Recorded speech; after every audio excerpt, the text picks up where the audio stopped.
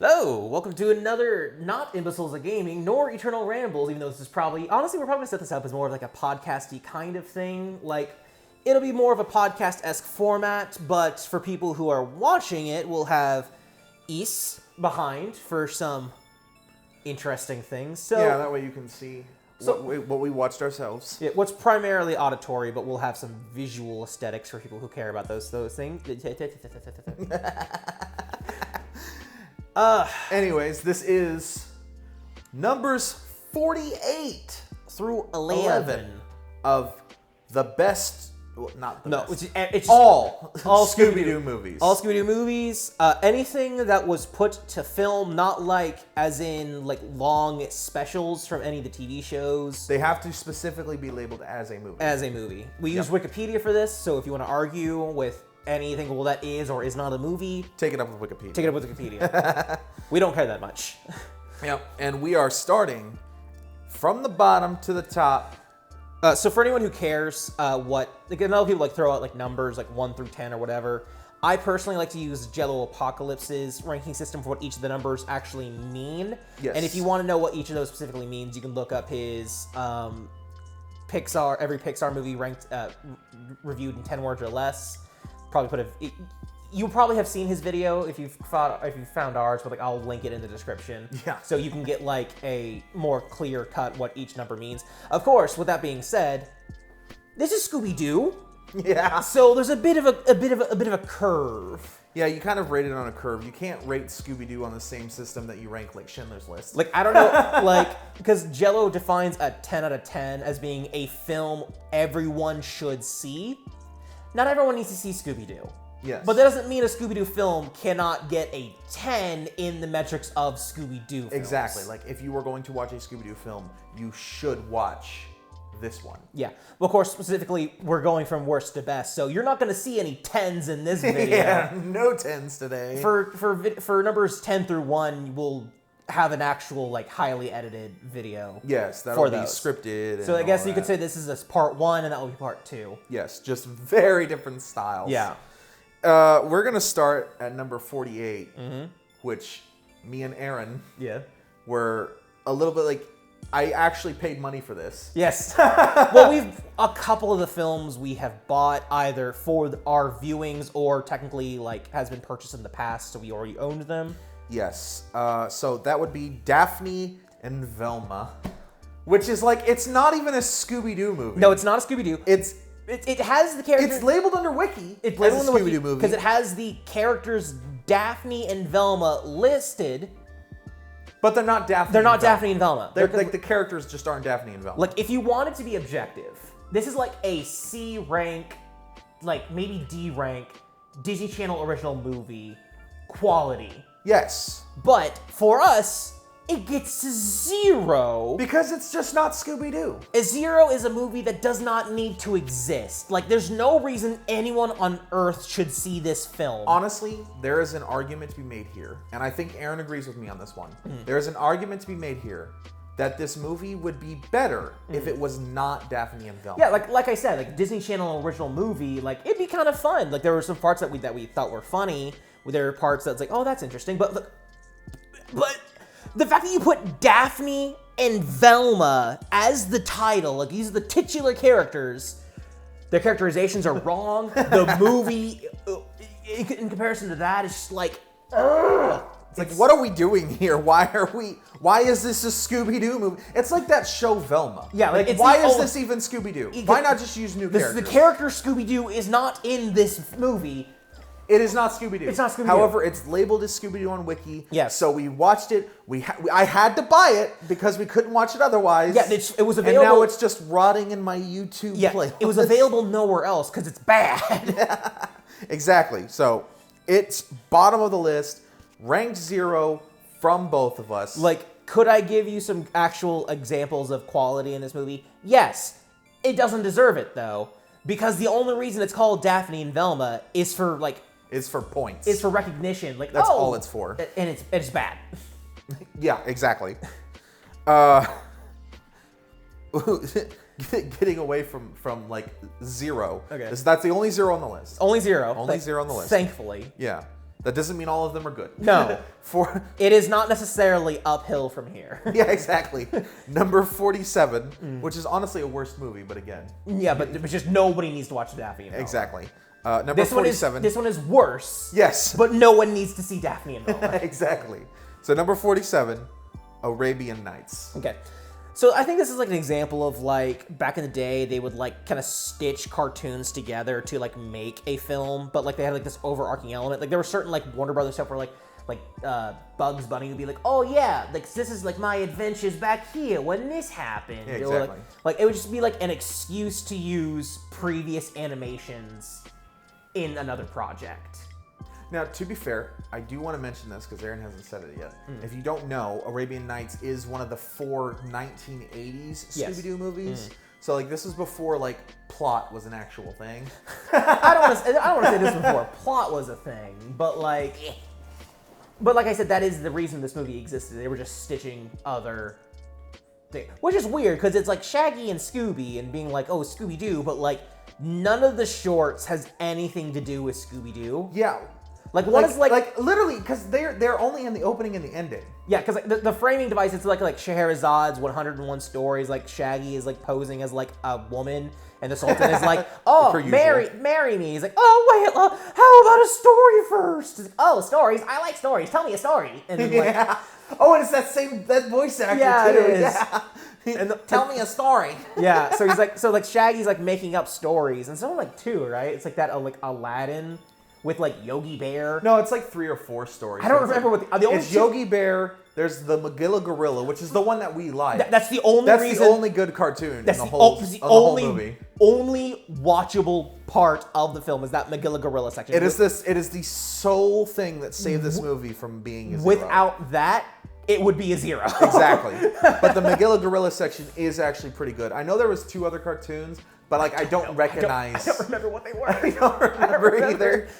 And it's not like the top 10, where the top 10 we rewatched recently. Yeah. Just to like,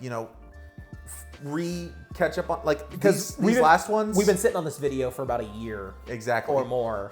So we also had to watch the newest one that came out. Yeah. Which was Crypto. Yeah, Crypto as of the filming of this video, Scooby-Doo and Crypto 2 is the most recent film release. Exactly. So, we kind of rewatched the top 10. We watched that one. Most of these we have not rewatched. I've rewatched a few of them. Well, because you just happen to just because I happen to have the time. More free time. Yeah. Exactly. Yeah. But Arabian Nights definitely deserves its place towards the bottom of the list. Not quite objectively the worst of the movies, but there is that one tiny little section with the Magilla Gorilla. Yeah, that's exactly. actually funny. Exactly. Like, it actively made us both laugh a number of times. Yeah. Like, don't watch the full movie. Watch that bit. Exactly. Moving on to number 46. Yep. We have my personally most hated movie in the entire franchise, which I think Aaron already knows just by me saying those words. It is Return to Zombie Island. Zombie Island holds a major piece of nostalgia for me. I'm not going to tell you where it ranks on the list. You'll just have to watch it. You'll find out later. It holds a lot of nostalgia for me. And them just coming back to the island and them being like, oh, it was all fake. It was all a prank that we set up. Because it's really weird framing-wise. Because in the original Zombie Island, it's like, oh, the entire gang is like adults with like careers and stuff. Exactly. And then it's like, oh, we're coming back, but like it's like in like the newer like teenage. Yeah, exactly. So it's like, oh, but we solved that mystery. It's like, what part of voodoo dolls and zombies makes it sound like we solved that mystery? Because it's skeptical Velma. Yeah, like you watched werecats attack you, turn to dust from the moon. You floated by the effects of voodoo dolls personally, Velma. Like this. So actual ghosts, like they just actual zombies, actual furries. They just spit in the face of the original Zombie Island. Unnecessarily. And the animation's not good. No. The storytelling's not good. No. The writing isn't good. They jumped the Why shark. does this movie exist? They because jumped the shark, literally. This movie exists because they wanted to use Zombie Island's name. Exactly. And that is it. And it's like, if you're going to use Zombie Island and make a sequel to Zombie Island, you can do that and make it good. But no, they just spit in the face of the original movie. Like why? Zombie Island was fairly was fairly finished.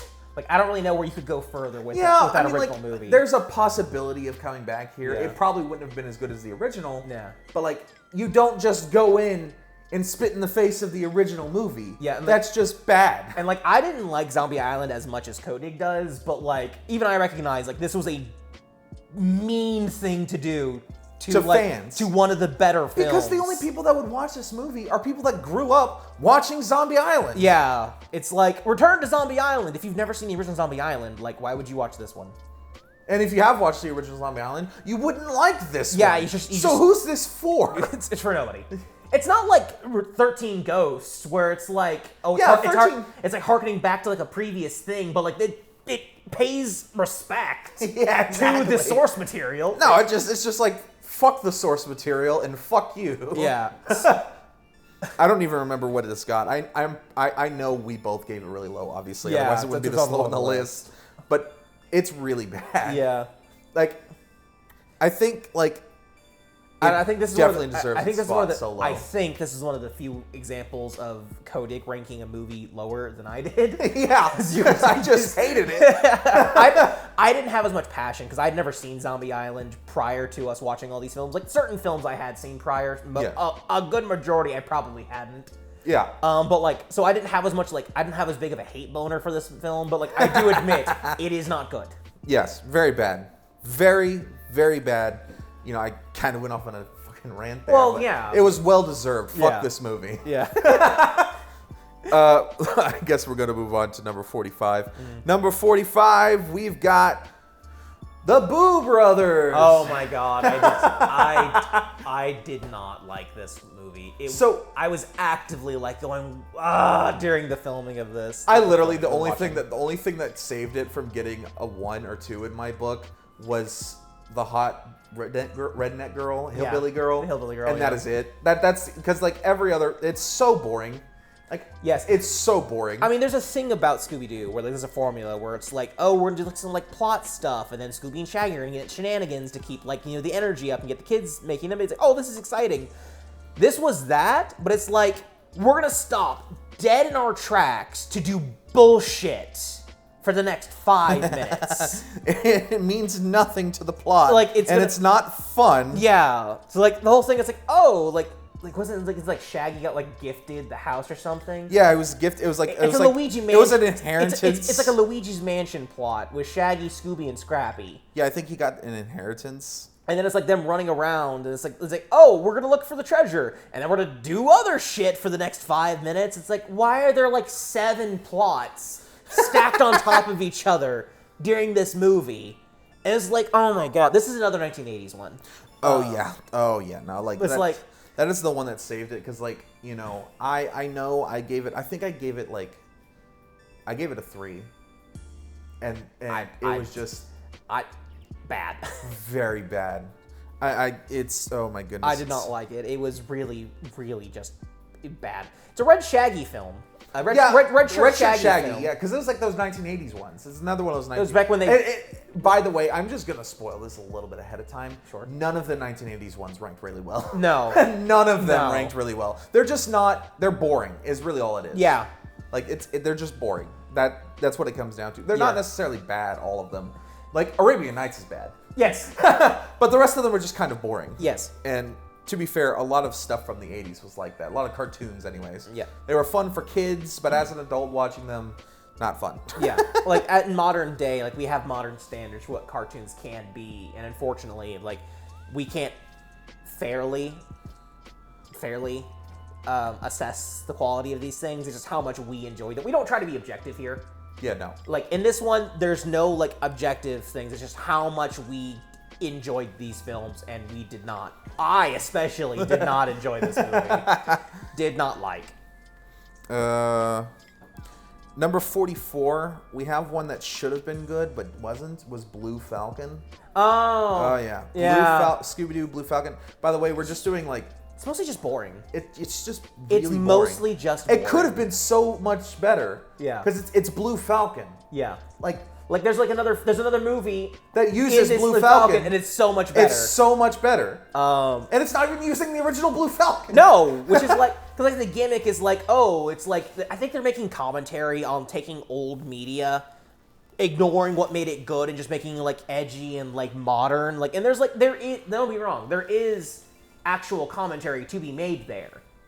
But Yes. like the movie kind of sidesteps it by... Plus you are also old media. Yeah. Like Scooby-Doo came out in 1969, guys. Yeah, but like they're not like... I guess like the live action films, people could argue where it's like, oh, you're kind of spitting on the source material. Like, but they were still like mostly accurate. Yes. Like, you might not have liked the execution, but it was mostly correct. Yeah. Whereas in like Blue Falcon, their commenting is like, oh, it's like dark and edgy and gritty and which, to be fair, DC live action movies. Yes. Zack Snyder is kind of doing that. That is exactly what they are. Which is funny because it's literally it's Warner Brothers commenting on Warner Brothers. It's like, wait. You guys, you done did this to yourself.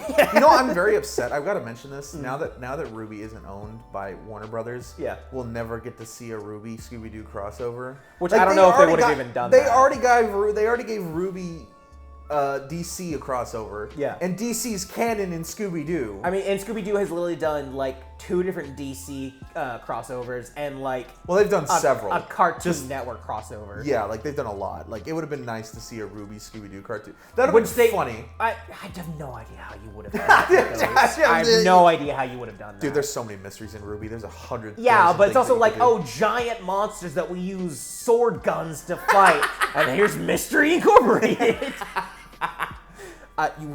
I would just love to see that. It tells you how boring this movie is that we went on a detour completely unrelated. It's just there's just nothing here. So I don't even little. remember half the movie. Like, I think Jello Apocalypse rated this as like his worst Scooby-Doo film, which I think is fair. It's fair. It's fair. It's really boring. Yeah, it's really boring. It could have been lower if we I can't remember a single redeeming thing about it. It's like, Yeah, me neither. but it's just It's just straight up like constantly looking at the wall. there was no hatred, which is why it's higher than the previous. Yeah, ones. it wasn't hatred. It's just like I don't care. Yeah, it's boring. I always saw me life flash before my eyes. It was really boring. Number 43. Music of the Vampire. A musical Why a musical? for no reason. Like, why? No offense to any of the characters, but like Matthew Lillard trying to sing as Shaggy, Frank Welker trying to sing as Scooby. Yeah. Like, was it Mindy Cohn or I think it was or Coochie that was Velma in this one? That's her name. That's her name. I don't It's know. Makuchi. Makuchi. Which isn't much better. No, But it's. is Mindy Cohn I think and I think it's Mindy Cohn. It could be Kate Makuchi. Let me check. yeah. Either way, it's like It's still bad. Yeah. Like it's just boring. Again, it's really boring. It's a musical for no reason. For no reason, it's a musical. Which is funny because there's another film where it's like America's Got Talent, where there's actual singing, but that's not a musical. And I know like one of the framing devices, like there is a actual musical play being done during the thing, but why? It's Mindy Cohn. Is Mindy Cohn? Okay. Yeah. Rob Paulson. You know who that is? I know who Rob Paulson is. Yeah. I don't remember who he voices. Vampire actor number 2. Oh. It's just funny. It's like, Matthew Lillard is so much younger than like Frank Welker. It's because Frank Welker's just been voicing Fred since the beginning. Since the beginning, yeah. Yeah, because Frank voice. But like then you've had so many actors for Scoob, and then eventually they're just like, here you go, Frank. Yeah, just, you do it. You do it. He was like, all right, I can try doing my best Scoob here. All right. Yeah, not much to say about Music of the Vampire. I don't remember much about Music of the Vampire, Yeah, honestly. it's boring and it's not funny. So just next. Moving on. I haven't really felt the need to rewatch these bottom tiers because like the ones that I really didn't like, I do remember, and the ones that I don't, it's like, well, bottom of the list. What's there really to say about them? Yeah, exactly. Next up is an interesting one for being really low on the list. Yeah. Is Happy Halloween Scooby-Doo. That's Now this is the one, if I'm not mistaken, It's the one with It's Bill one Nye, the science Elvira, guy, and Elvira. Yeah. Elvira and Bill Nye, the and science Scarecrow from DC. guy. Yeah, and Scarecrow. It's What the fuck? Weird movie. What is this combination? Like Elvira, which would only be known by people who are like me and know things that I shouldn't know, and people who are alive in the 80s. And it's almost like a wacky racist kind of thing because they're driving like almost the entire film, like they're like running away from some kind of villain. Yeah, like what are we doing here? And it's like, oh, like Velma's in the car, like there's like the mystery machine, like the random invention that Bill Nye, the science guy, created for Mystery Incorporated. And then like it's Daphne in Elvira's car, and they're all like driving away, and like because it's also like the police van that the Scarecrow is in, because the start of the film is them catching Scarecrow from a previous chicanery. I remember because at first we were just like, wow, this is a really weird ghost to bring, and then we're like, is this like DC Scarecrow? Yeah. Like legitimately. And it is. Like we didn't know that at first. We were like, is that what they're going for? why DC? Why Batman We Scarecrow? had so many questions, and very few of them were answered during this film. Yeah, none of them. Just towards the bottom. And it ends with Exact- like I can't actually remember the like wasn't the end of it, it's like the Scarecrow actually was behind it, but he was trying to pretend that he wasn't, but he was. And then like Daphne needed a costume, so she was constantly stealing Elvira's costume. I do not remember. And then like for some reason her 90% of that giant movie. wig was also a monkey. No. What? I think that was a plot point. I don't remember half that movie. That's insane. It was a okay. It was a very weird film and very little actual like. Also, there was that one like civilian dad with his daughter, and is like they were also part of this, also in the caravan, running from the bad guys. Yeah, no, it's just weird. It was a weird movie. Moving on to number 41. We have Aloha Scooby-Doo. Yeah. See, which was another one that I know for a fact I gave a lower ranking than Aaron. Yeah, did. like this is one of the one that like was in Cartoon Network a lot. Like this is like one I had seen prior to watching these films. Yeah, it's just super boring. Yeah. Like very, very like constantly. I was constantly, literally, actually looking at my phone, just like checking to see when the movie was going to be over. Because like the premise is literally like local surfing legend pretends to care about cultural appropriation. It just happens, and in the end, it's just no. It's a real estate deal. Like 99% of these Scooby-Doo films, it's like real estate. Let me guess. You. But it's like, oh yeah, the girlfriend, she's also a robotics genius, and she invented little tiny robots to like like it's so weird. It's so weird. It's like, okay, surfing ghost, use lava, drive away tourists. Yeah, so it's like, because like I don't know if you know this, a lot of Hawaii's economy runs on tourism. And like you can make arguments for cultural appropriation, like the Peloponnesian culture and being like bastardized in order to get people to come. But also like with that make no money. Yeah, like you're a local driving away the people, damaging the economy of your like local area so you can buy land to do what was their goal again? Hell if I know. Buy like they're building condos or something? Hell if I know. I wasn't paying attention to that. Like this was one I thought I liked, and then I rewatched it and was like, this is mostly boring. Yeah. Honestly, that is a big thing for me with a lot of these Scooby-Doo films. Is like every Scooby-Doo film has boring parts in it. It's just how much of it is like how percentage of boring. Yeah. Like there are two metrics in how you can rank a Scooby-Doo film: the quality of the mystery and the quality of the funny. And in this one, the mystery was so-so, and it really wasn't funny. Yeah. Like that's where you like honestly most of these on the bottom of the list. Like some of them are really bad. Most of them are just really boring. Yeah, that's pretty much what it is. That's like it's just a lot of boring stuff. It's just a lot of boring stuff. Number 40. Scooby-Doo Adventures: The Mystery Map. Oh, it's the puppet one. It's the puppets. First thing I know we said we weren't going to do any like TV special kind of things, but like this was listed. As a movie. So it's like a pup named Scooby-Doo. Yeah, it's a pup named Scooby-Doo. But like puppet spin-off thing, and it's like in two parts. I just got that joke. Huh. A puppet named Scooby-Doo. I swear that's the joke. I just thought of that. Like just now as we were recording, just thought of that joke. Yeah. I didn't even think about that. The first thing I gotta say, 93 knots. Are you serious? For people who've never seen the film, the framing device is as a ghost pirate on a ghost ship, and it's like sailing through the ocean. It's like, oh no, it's already deployed. At its speed, it's going 93 knots. I need you to understand. 93 knots is 107 miles an hour. That is insane for a pirate ship. A single mast ship sailing, like it would rip if the boat was going that fast, it would rip the boat. Also, Your average pirate ship goes 3 to 5 knots. Like, the fastest pirate ship goes about 5 knots. 93 knots is insane. And they catch up to it in a plane that drives like 80 miles an hour. yeah, because it's like that plane's not catching up to it's that. like a single wing like propeller plane, Exactly.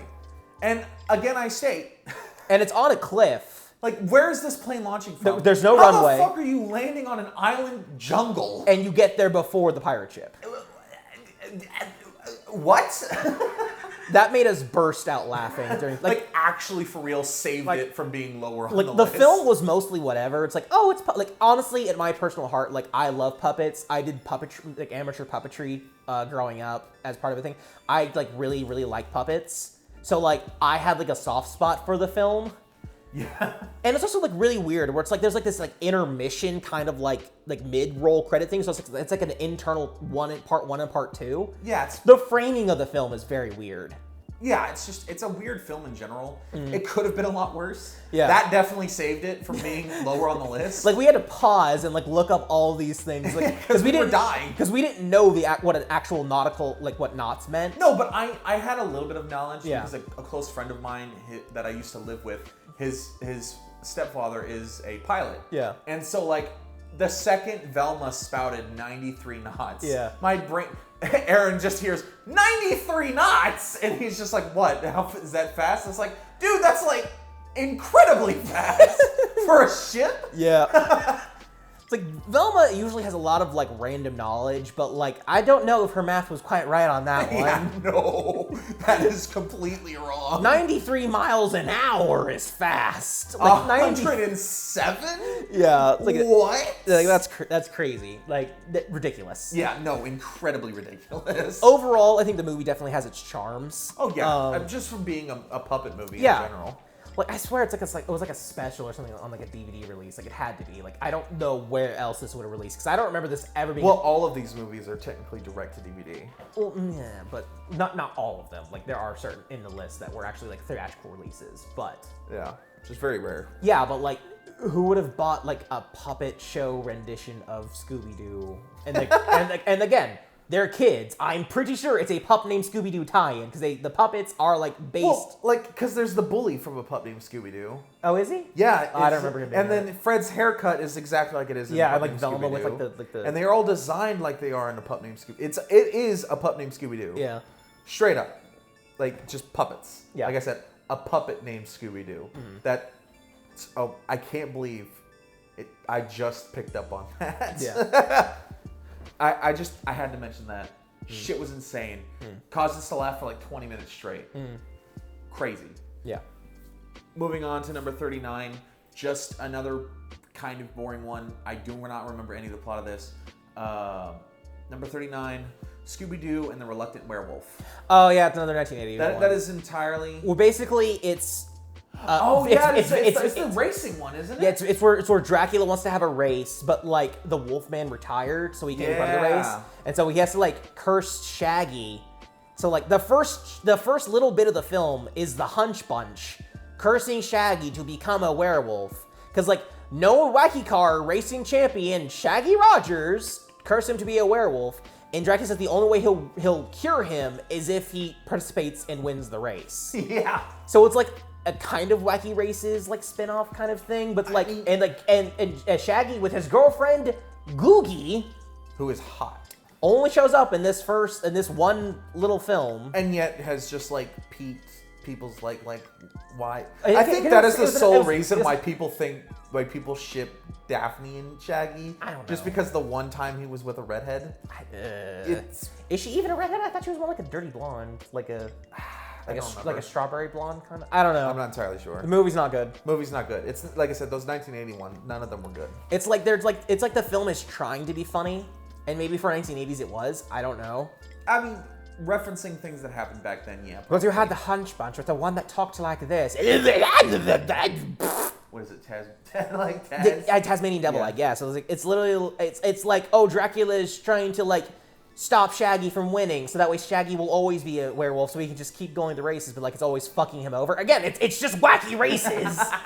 It's just Wacky Races, but Scooby-Doo. Yeah. Which we already have Wacky Races and Scooby-Doo. Yes, but much later. Yeah, much later. Way much later. Way much later. Anyways. Even then, it wasn't even actually Wacky Races, Scooby-Doo. Yeah, because it was just characters. It's characters. It's like, what?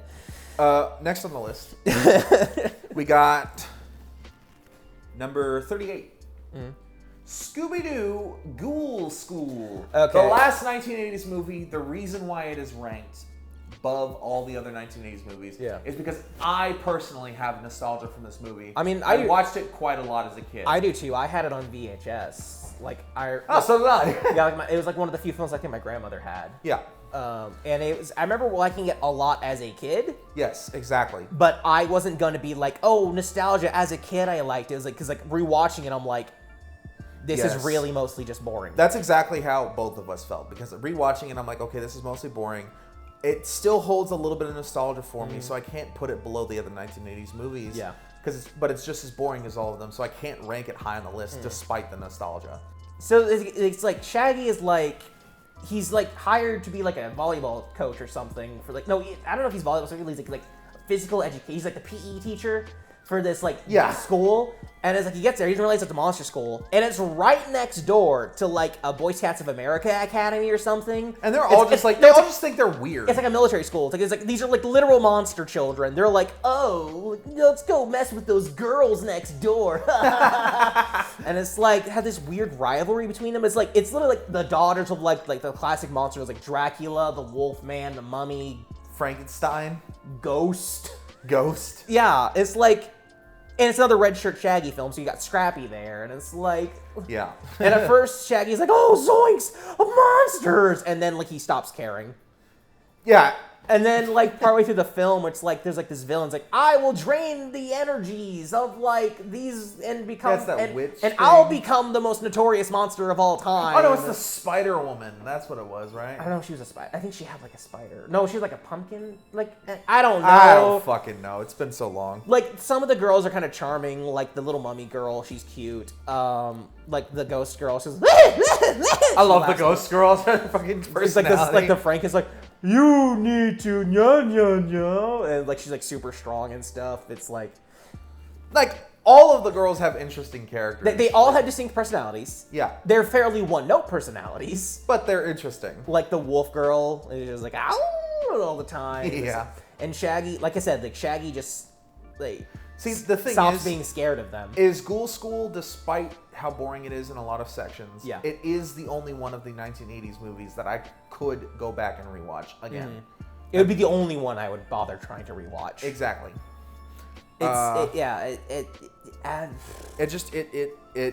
We understand that despite nostalgia, we cannot rank it any higher. No, because it is not good. It's weird. It's the plot's kind of meandering. Yeah, exactly. Like at like I said, at a certain point, like it's like, oh, teachers show up and they like thank Shaggy for, oh, thank you so much for helping our girls. But if anything happens to them, we're gonna murder you. And then the second half of the film, it's like, oh no, the girls have been kidnapped. It's like, I gotta go save them. It's like, and the principal of the school is a literal witch with actual magic, and she doesn't do shit to help. It's like, oh, let's make Shaggy show up in this giant flying machine to save the girls from an actual other monster. It's weird, man. I think it was like trying to be like an Addams Family kind of thing with like... That's kind of what it seemed like. But it's kind of middling.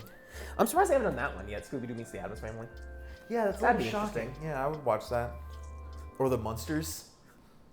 The Munsters? I don't know what that is. You don't know the Munsters? Nah. Yeah, it's like Addams Family, but like they are monsters. Have you ever seen that video of like the dad who is Frankenstein talking to his werewolf son? No. You've never seen that one? No. Where it's like he's like, your father is handsome. And No, it's like and then the mother is like a vampire or whatever. No, it's like the Addams Family and Hotel Transylvania are like the only things where it's like, No, so like it was Addams Family and the Munsters. They came out around the same time. I don't know. They're both old. Next. Like the Munsters was black and white. Next, Scooby-Doo, Curse of the Lake Monster. This is the teenage, the second teenage live action. Yeah. Obviously, the person who's doing the best and has the most like the character is Shaggy. Yes. But like you can tell he's not super good at the voice, which I'd be ironic. You think a teenager, which obviously he's not a teenager, but like he's like the whole zoinks dude kind of voice. Why isn't Fred blonde in these films? Isn't this the one where Velma's the lake monster? Yeah, she gets possessed. Yeah. And, like she gets possessed by a witch and she turns frogs into giant monsters, and like for some reason like Shaggy has a crush on Velma, and then Daphne and like Fred are doing like relationship things. Why isn't Fred blonde? And then like the movie literally ends with like nobody's in a relationship, and Shaggy and Scooby will always be the OTP. And it's like, it's just weird. It's weird and it's boring, and like, oh my god, there's this one section where it's like, oh, Velma really likes like that one song, like by the light of the silvery moon, and they start singing it, and Shaggy's not a good singer in this one, and then like it just shifts to like punk rock version of the song, and me who's like, I no, don't do that. Don't do that to this song. It's a classic. Don't do that. Why we Well, that's a different song, but like it was. I didn't like either of the live action teenage ones. Like I just didn't, and I was a kid, like a teen. I think I was in middle school when the first one came out, actively watching Cartoon Network, and I was like, why would you do this? Why? Even back then. Yeah, I didn't even watch the second one whenever, like, I didn't know it existed until we went to watch these. I knew it was going to be bad because I hadn't heard about it. Speaking of, number 36, Scooby-Doo Mystery Begins, which is the first live-action teenage Scooby-Doo Okay, movie. I guess it's just like... It's just back-to-back. I think the plot was much better for this one. Yeah, the plot was just better. That's all it was. Yeah. All the talking points from the second one, put those on this one, just slightly better plot. I mean, like, they had, like, the gimmick where it's like, oh, like, we're expelled from the school, but we have to get back in to investigate for clues. I know. Puts, like, everyone in costumes. Like, you have, like, Daphne being, like, a goth, and, like, Fred being, like, you know, like, the punk, and, like, I don't remember what they put, Velma in, but it's just Shaggy and Scooby in trash cans. Like, there is elements of, like, there are jokes. Like, guys, I can drive. It's like, oh, I got held back a year, so... Yeah, it was 2 years actually. It's like, it's the gardening van. We're using this, and it's like there are things to like about the film, but overall, it's just like, why? It's mid. It's mid. It is very mid. Number 35. Let me make sure I get this title right. Because you had it abbreviated in the list. Yeah, I had them all abbreviated. Yeah. Number 35, Scooby-Doo Pirates Ahoy. I'm pretty sure this is the one with Fred's parents. Yeah, this is the one where they basically go on a mystery cruise to, like, you know, get the gang to relax. And the gang didn't know they were going on a mystery cruise. So, like, they go through, like, I think they said, like, 3 weeks worth of, like ship events in, like, a day. Yeah. And then when actual mystery starts happening, the gang's like, oh, we won't get involved with it. And the crew's like, no, we don't know what's going on. And it's like the thing where it's like a hypnotist hypnotizes this like billionaire to think like like Mystery Inc. is just too good at solving mysteries. Like they make him think like he's like this like reincarnation or like descendant of like this ancient pirate Skunkbeard, and he hypnotizes the entire crew to make them think they're his pirate crew, to kidnap astrologist to try and use a painting as a star map to find the location of this meteorite that somehow the hypnotist knows is made out of gold, and he hopes the painting is accurate enough to work as a star map to find the location of this thing. And like I don't know. Okay, there are so many things wrong with this film from a plot standpoint. Of one, why not just hypnotize the astrologist to make him find it for you? Why go through the entire thing of hypnotizing an entire cruise to make them think they're a pirate crew to do this whole thing? How do you know that the meteorite is made of gold? Why are Shaggy and Scooby, for some reason, immune to hypnotism in this film? What does that accomplish? Because it's not like the rest of Mystery Inc. also became hypnotized and they had to, like, Shaggy and Scooby by themselves had to discover the mystery. That didn't happen. What was the point? This movie is bad from a plot standpoint. So any good qualities it has, like, the mystery's bad. Yeah, the mystery's bad. The plan is stupid. But it does have some fun moments in it. So like, oh, it's like, yeah, it's just like Fred's dad doesn't get hypnotized, but his wife does, and like the hypnotized wife keeps trying to murder him. Yeah, just like Fred's parents being here are kind of interesting. Yeah, it's constantly embarrassing Fred. Yeah.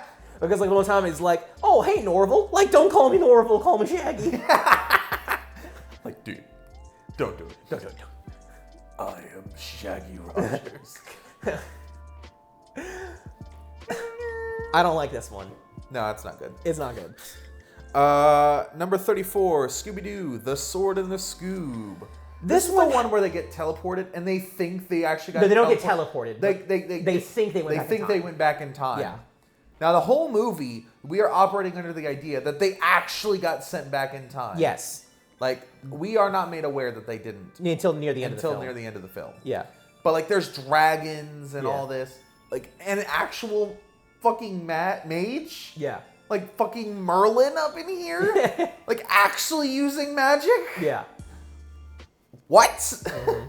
I don't remember a whole bunch of this film, actually. I don't remember a whole bunch. I remember that was at one point where they're, like, falling off the bridge, and we're just like, there's no fucking way you're surviving. Yeah, like, I think they were making, like, a reference to, like, another Hanna-Barbera show. Like, one of, like, the actors was like, oh, it's like they got the actor from this old show to be, like, the mainline character in this attraction to stir up tourism, and, like... Yeah, it's... Didn't the plot, like, the villain wanted, like, the actual deed or something? I don't know. Yeah, I think he wanted the deed to the castle. For something?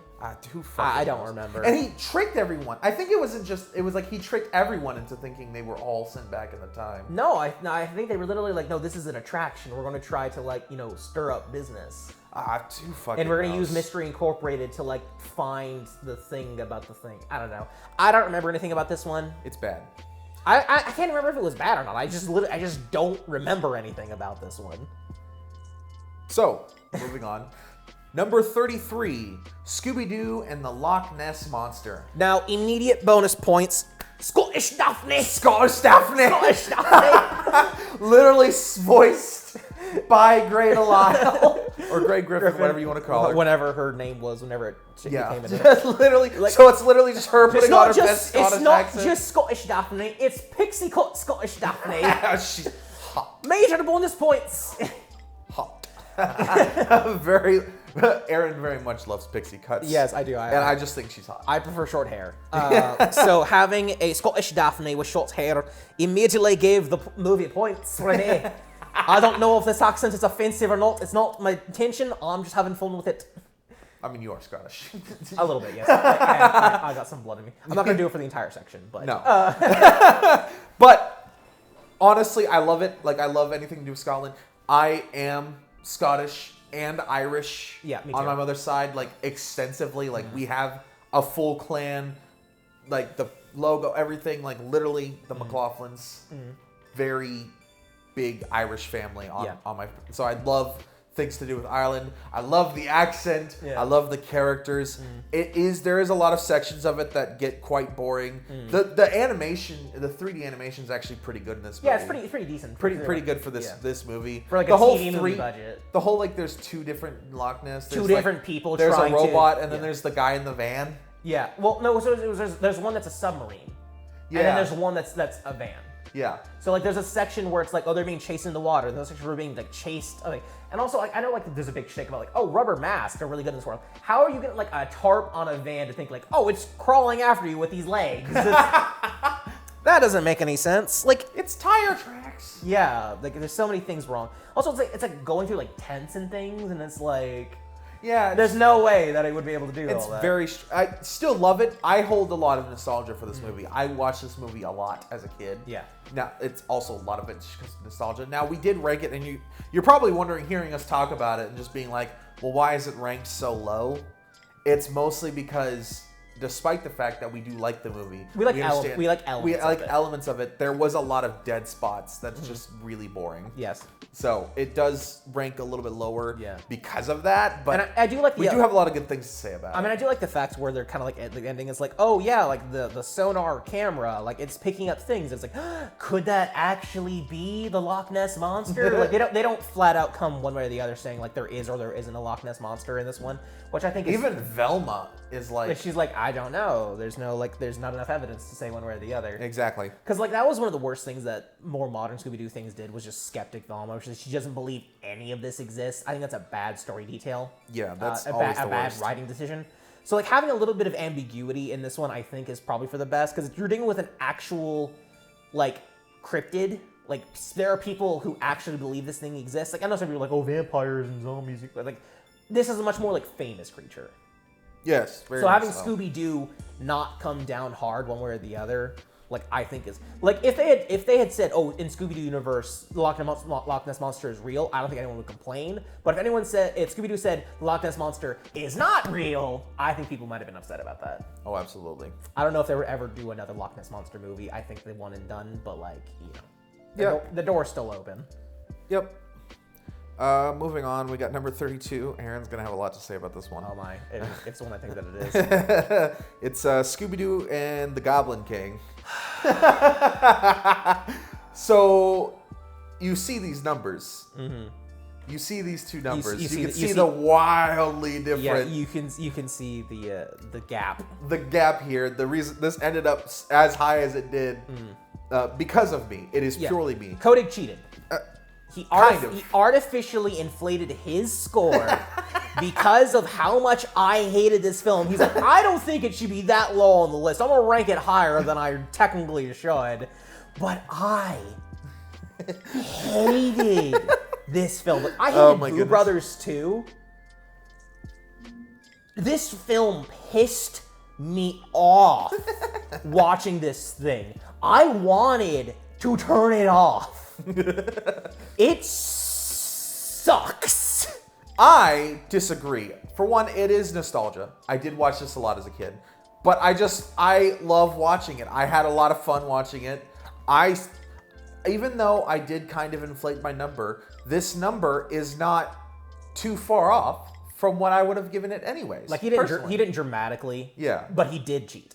I did cheat by one number. Yeah. You know. So it should be lower on the list.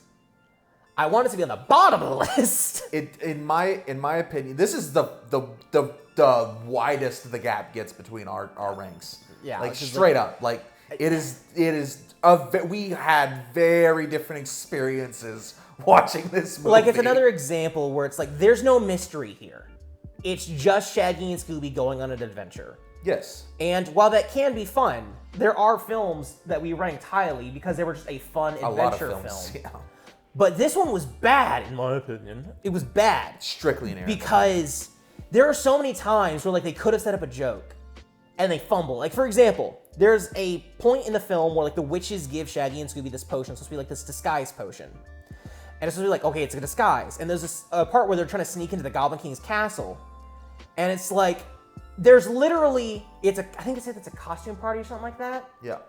They say it's a costume party, and like there's like literally like costumes. I think there's like racks actively in. Like, oh, there's like costumes here.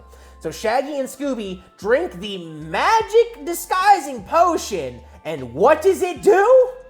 Turns them into Daphne and Velma. On paper, that would be a funny joke.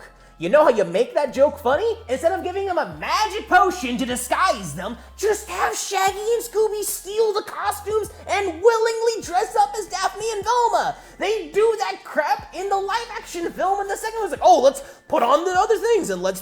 But no, it's like we're using a magic potion to dress in drag and not even convincingly. I had a lot of fun experiences with the movie. I thought the music was fun. Interacting with the Goblin That was the King moment himself. I wanted to turn off the film, by the way. That specifically, which is why I ranted about it. But like, I thought the music was fun. I had a lot of fun watching Shaggy and Scooby be crazy in that movie. Like I said, vastly different experiences between me and Aaron. But this could be the only movie I could actively say I hated. Even Velma and Daphne. Like, I don't hate that movie. I mean, I hate Return to Zombie Island. Yeah. But like, Aaron also agrees that movie's bad. Yeah, with this one, I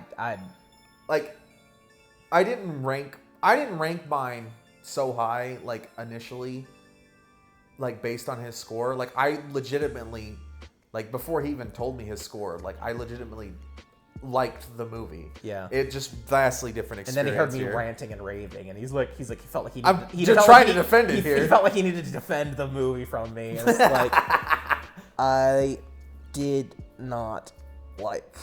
And the ending is bogus too, where it's like the fairy princess apparently is the Goblin King's daughter. It's like, what the fuck is up with that? I thought it was fine. It's like. Next up, number 31 on our list, Scooby-Doo and WWE Curse of the Speed Demon. Why are there 2 Scooby-Doo WWE films? And why Cars? Why is the second one Cars? Like, the first one was fine. It was wrestling. I'm okay with this. It does not accurately portray wrestling, or even video games for that matter. No. Like, guys, we are well into the point of like, I rewatched this recently. That's the reason why I have this idea. Like, this, like, we are well into the point of history at this point when this movie came out, where executives should know how a fucking modern video game plays. WWE helped produce this movie. WWE has they did? Yes, WWE has been making WWE video games since 1990 something. You know how your own video games play. Why the fuck is this a score-based game? The fuck? Because the whole plot, you remember how it starts? The whole plot. Oh, wait. No, this is the first movie. Yeah, I was like, Speed Demons. I was like, what are you talking Demon. about? Sorry. Yeah. I'm going to go on a rant on that here in a bit. Speed Demon, again. Why Cars? Why Cars? This is WWE. Why Cars? Why? Like, having a racing film in Scooby-Doo is not the worst thing to have. You could have done Wacky Racers. Like, Wacky Racers, and in some of the later Scooby-Doo films, like, you see, like, Fred pull off some pretty impressive, like, driving skills in the Mystery Machine. So, like Crypto? And also, like, doing, in general, like, you can have mysteries all over the place. So having, like, there be one on a racetrack is not a bad idea. Why WWE? Why WWE? In what way do the WWE characters aid in this film? Don't get me wrong. They're cool. And it's fun watching them. Why is The Undertaker driving a car? Yes, it makes no sense. None of this movie makes any sense. Yeah. Plus, you have the whole thing of, like, them being like, oh, it's because the bad guys at the end of the day is Triple H and Stephanie McMahon. Yeah. Who are the ones running the race And are trying to prove to, like, to prove that they can handle themselves and, like, make their own but then you decisions. cheat. Yeah. So, like, what is the point you're trying to make here? Like, Yeah. You can't win without cheating? Things though, like they do, like, intricate storytelling with, like, all the time. Like, they're not brand new to story writing. Why did they do this? Yeah, and their story writing isn't even bad. Like, their story writing is good. I don't watch wrestling. I do. So to just be transparent, Okay. I don't know anything about wrestling. From what I picked up is from him and Madry Bread and Team 4 Star. Yeah. But, like, I understand the fact of, like, wrestling, the WWE is fake, but it's a storyline. They're telling complex stories. Each characters have lore, they have backgrounds, they have all these things.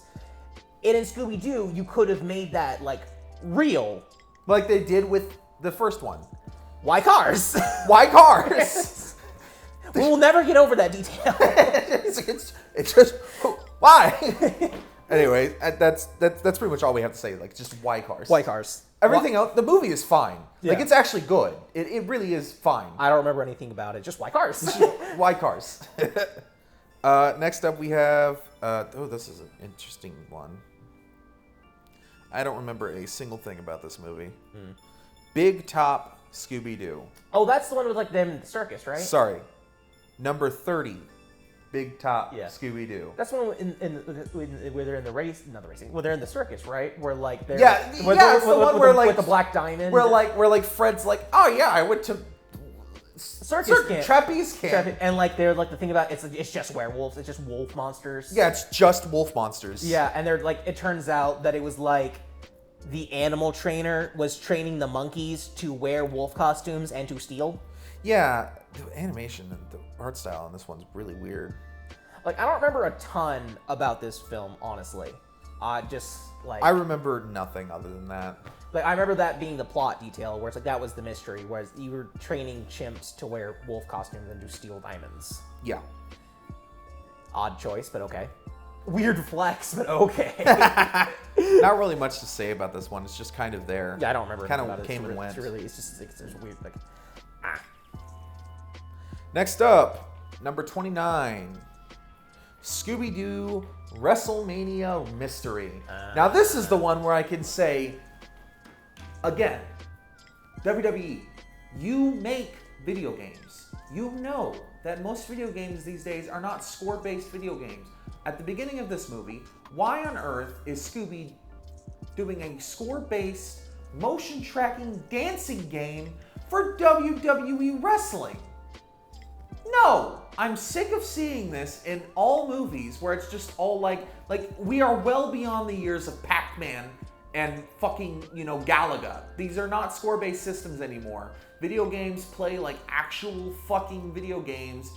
Can we please make them play like real... Like, the last one to do this good, and I know this is way off subject, but like I just needed to point this out. The last one that did this good was fucking Pixels, an Adam Sandler movie about 1980s video games. And they brought in The Last of Us, and he's like, the goal is to just kill the guy. And it's like, yes, an accurate portrayal of fucking video games in the modern day. Anyways, sorry, continuing on with WrestleMania Mystery. It's interesting. They go in, Miz gets beaten up by a giant wrestling bear. a ghost bear. Ghost bear. And then Kane is just like, ugh. I mean, Kane literally just lurks around in the background. He doesn't really do much in the film. I mean, Kane is a monster. Like, that is his whole thing. Yes, but like even in this. But like he doesn't really do anything in the film. Yeah, no, he doesn't. Why is he there? He's there to wrestle, to be scary. Yeah, but and then like okay, so you have Kane in the first one, and then you have the Undertaker in the second one. Hello. Undertaker's more popular than Kane too. No, I This don't. is in But both. their storylines are connected, aren't they?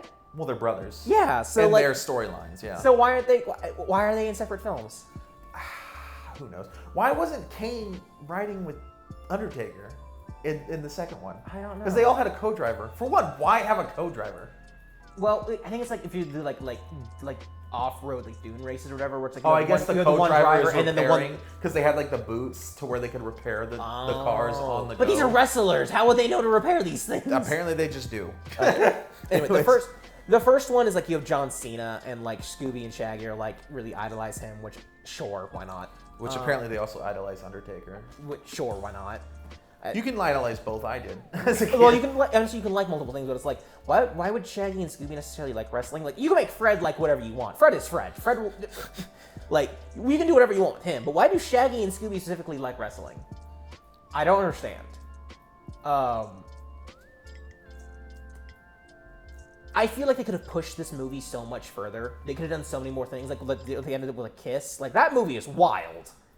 And like you think WWE mixed with Scooby-Doo and animation, you can do whatever you wanted, but they didn't. Number 28.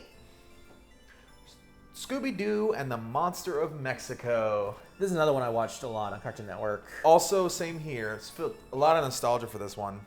Also, it's funny thing is like, oh, it's the Chupacabra is the enemy. It's the monster. But like, if you know anything about actual Chupacabras from like Hispanic, They eat mythology, goats. They're much smaller. Much smaller. It's the Chupacabra. Yeah, it's like Where is it, Monster? I don't know why it is. Everyone's like every time like something like slightly fantasy oriented goes to Mexico, it's like oh, it's the Chupacabra, which I understand it's like the most famous Hispanic cryptid, but like. Trying to find the fucking rankings here, Jesus. Don't you just need the list? I was just kind of curious at the numbers. You'll see. Y'all will see the numbers. I just can't see the numbers. This was this time Daphne wasn't voiced by Grid. She was voiced by like Heather North Kenny or something like that. I think was the voice actor for Daphne in this one. Of Mexico.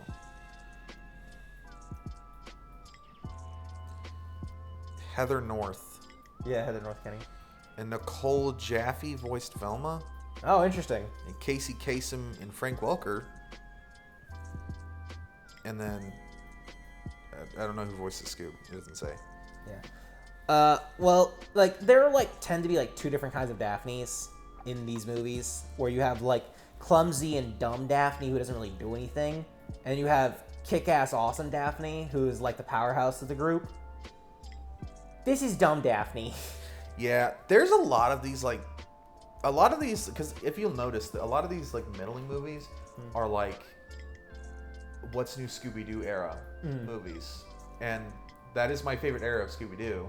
Yeah, just from nostalgia purposes, because that's what I grew up watching. Because there was like a '90s revival for Scooby-Doo, and then like you had like the 2000s era. And then like the 2010s, which was Mystery, failed awfully, but they were the best storytelling wise. Yes. So it was weird. But Monster of Mexico, just a lot of nostalgia for me. That's pretty much what it was.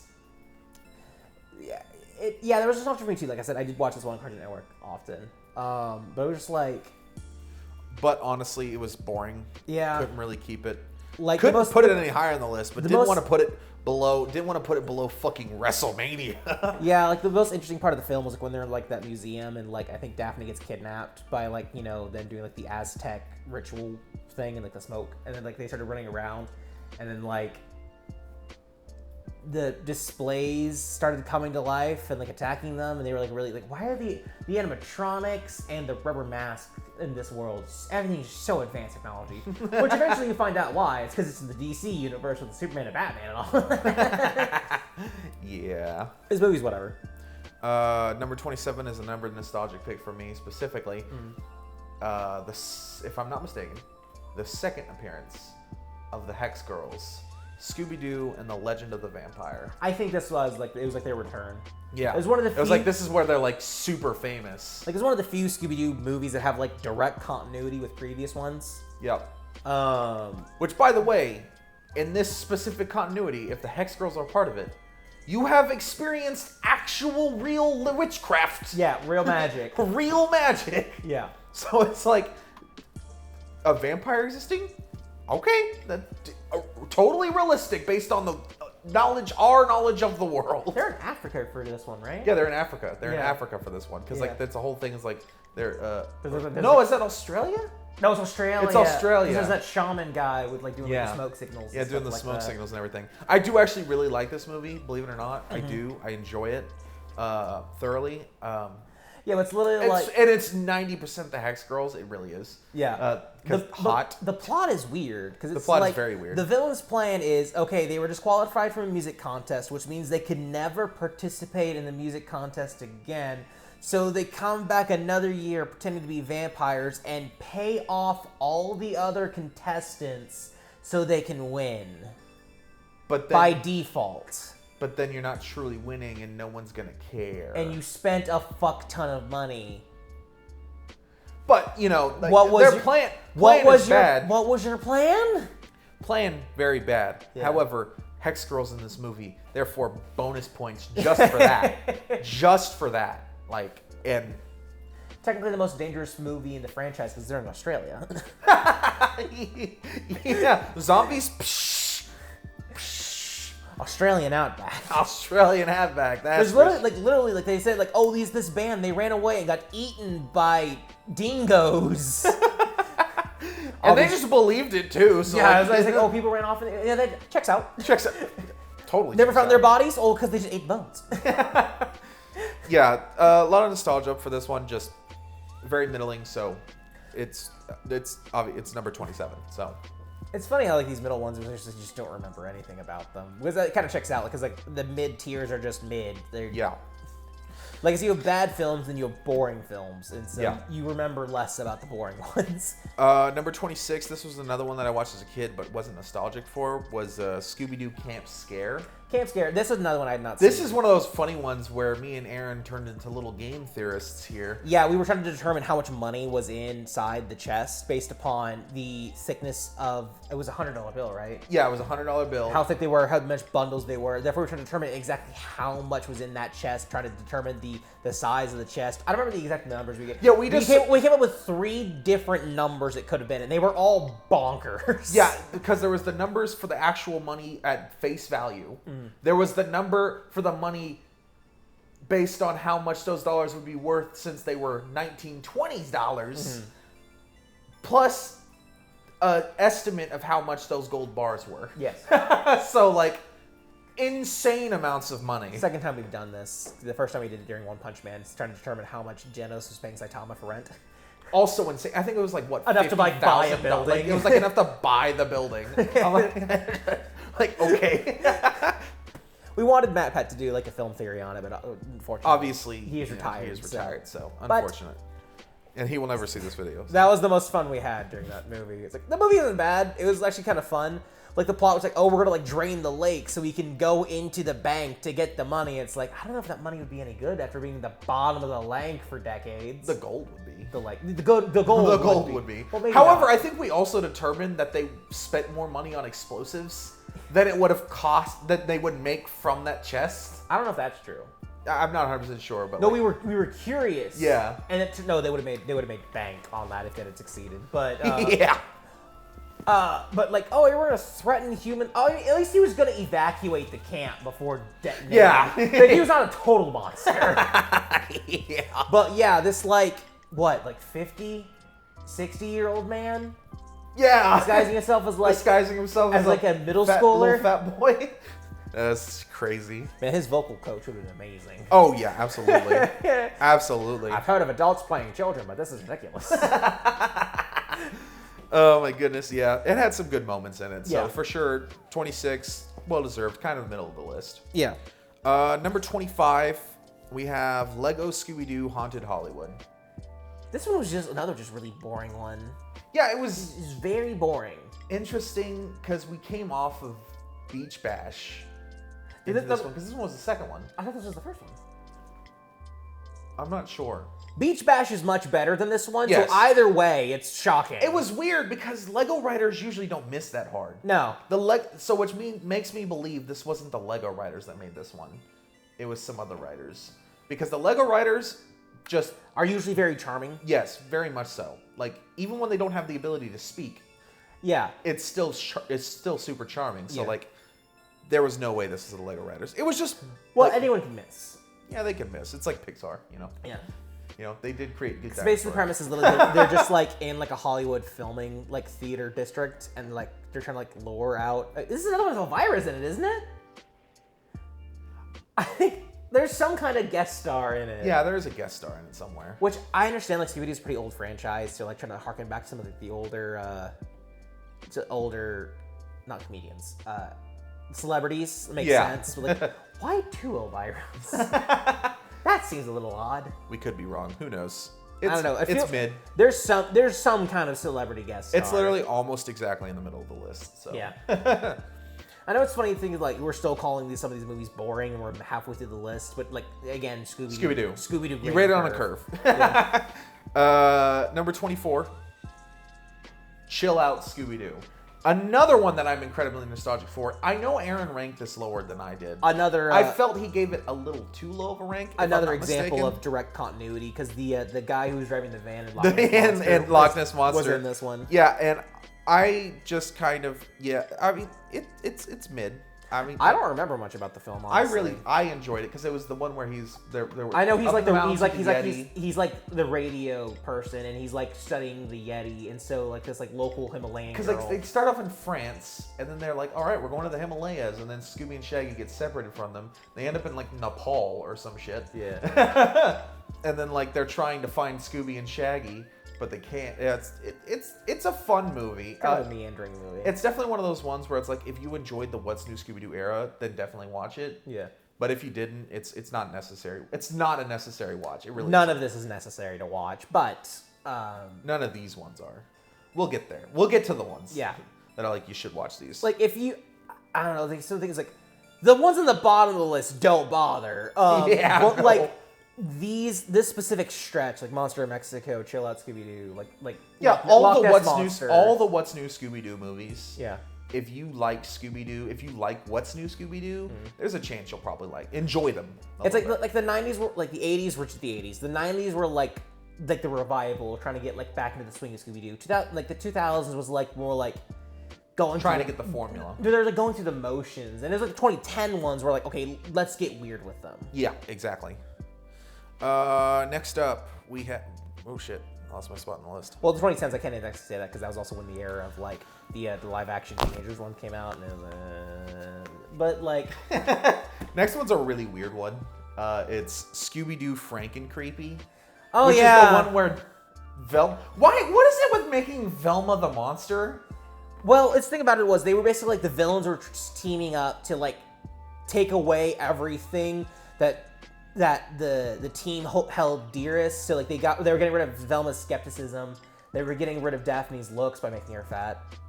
Destroying the Mystery Machine, the only thing Fred cares about.